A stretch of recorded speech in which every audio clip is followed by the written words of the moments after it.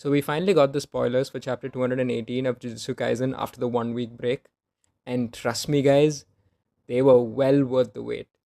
Now, obviously this video contains spoilers for Jujutsu Kaisen chapter 218, so if you do not want to be spoiled, please click away from the video right now. And also, please subscribe to the channel if you do like the video. I do my best to get you guys all these spoiler reviews and spoiler reveal videos as soon as I can so that you guys don't have to wait too much to see them.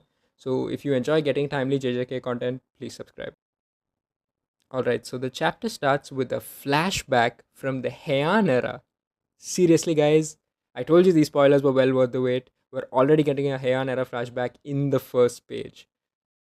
So the flashback reveals that back when Yorozu was younger, she was in anguish because her curse technique did not have very efficient curse energy output. And what I mean by that is that she could use her curse technique, but the thing is, she'd be wasting so much cursed energy as she uses it that she won't be able to maintain her technique for a really long time. And considering the caliber of sorcerers we had back then in the Heian era, this made Yorozu pretty weak in the beginning. But Yorozu actually manages to solve this problem, and she solves it by actually taking inspiration from how insects use their minimal energy stores to produce maximum effective ability. And when Yorozu decided to adopt this philosophy with her curse technique, she was actually able to create that insane insect flesh armor that we saw a few chapters back. And it is actually revealed that that flesh armor is one of the pinnacles of construction curse techniques. Now, guys, I've studied a lot about insect biology, and I can safely say that insects straight up have superpowers.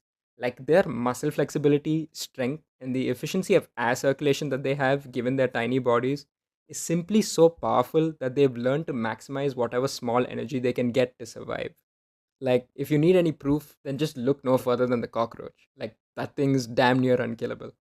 We also learned that back in the Heian era, Yorozu successfully used her armor to defeat the Sun, Moon, and Star squad that was actually led by Uro.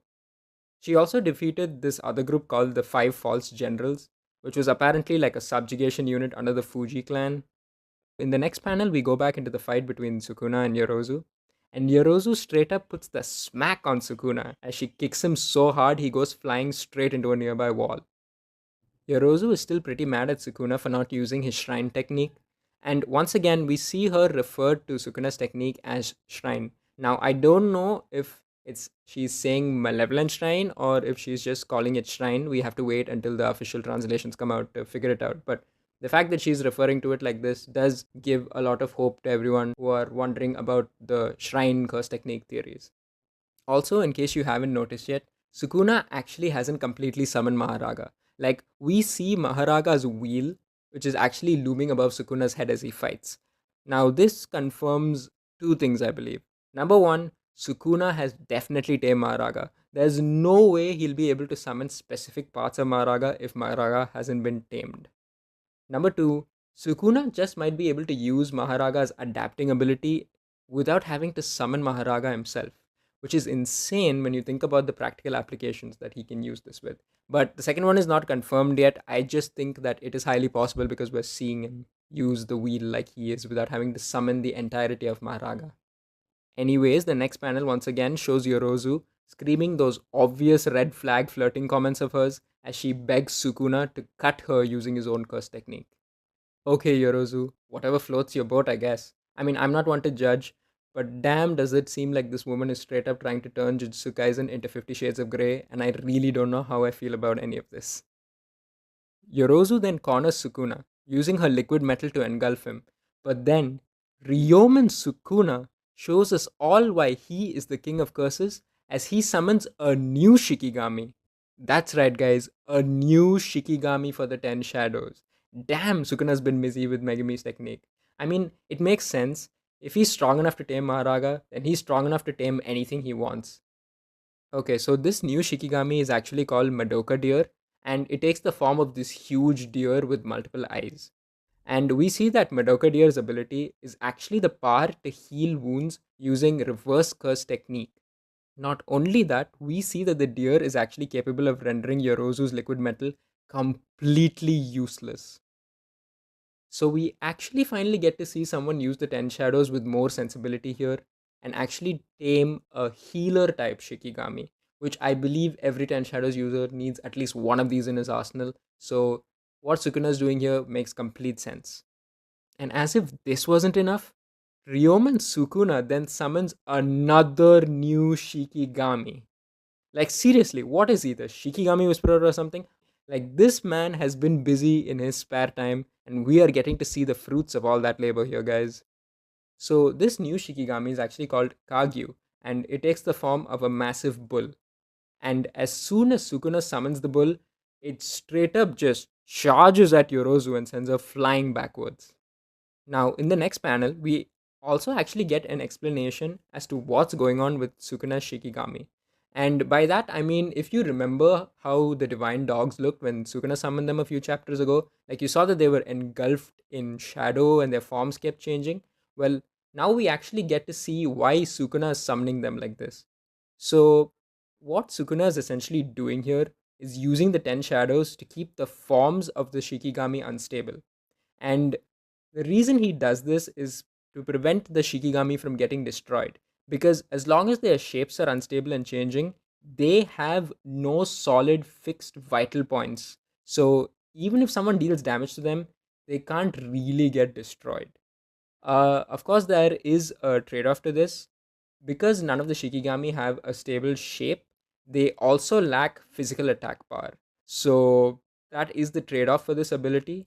But Sukuna has more than enough cursed energy output that he can just cover all of these unstable shadow Shikigami with enough cursed energy to make them tremendously powerful, even more powerful than they were in base form. Okay, so first off, this is actually genius. The way Sukuna is using the shadows to effectively fight and gain advantages, while also using his superior knowledge of cursed energy to compensate for any weaknesses that the 10 shadows has, is absolutely a masterclass in fighting. And it's straight up badass as well. Also, I remember reading somewhere that the hand signs Sukuna uses to summon the divine dogs were the inverse of the hand signs that Megumi used to summon them. So, this may just be a hunch, but I feel like the way to summon unstable Shikigami could be related to just switching your hand signals, like how Sukuna is doing. But that's just a theory for now. We'll have to see if it gets confirmed later. Anyways, back to the fight. So, after Yorozu gets bulldozed, she gets straight up and then decides to punch the damn bull in the face and send it flying back. And while she does this, she mocks Sukuna, asking him not to make the fight too easy for her. But even as she says this, the bull just gets up and straight up charges at her again, and this time it sends her flying backwards way further than it did last time. Yorozu notices that even though the bull only seems to be able to move in straight lines, its power actually seems to increase the more distance it covers. And because she's so distracted with the bull, she doesn't notice Sukuna use rabbit escape as she vanishes out of sight and the entire stadium is filled with small rabbits. We then cut to a shot above the stadium where we see Sukuna, who is floating in the air, straight up summon a buffed up Max Elephant and send it plummeting right down on Yorozu. Jesus, this fight is so damn good. Like the choreography that we see in this chapter and how Sukuna is able to chain multiple Shikigami usage to completely meet his needs is just amazing to see.